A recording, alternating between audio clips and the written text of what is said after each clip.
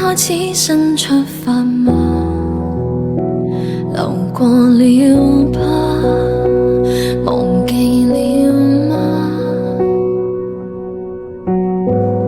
窗紗邊餐台的配搭，曾經種花，如今暗啞。誰從屏幕裏看從前？而誰停下企我門前？猶如是18歲的青年，很討厭。誰人願伴你到成年，停留塵俗世裏發情，橫蠻被伴你旅行，如途中一面。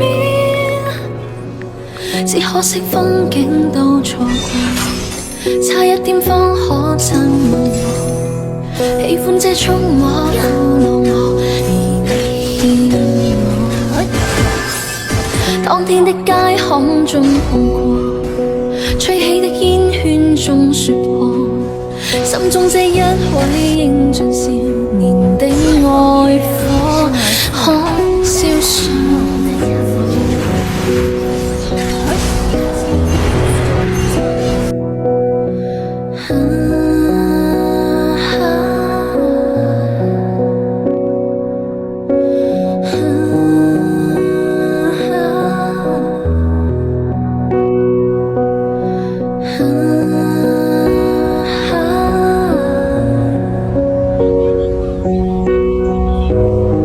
重新出發嗎？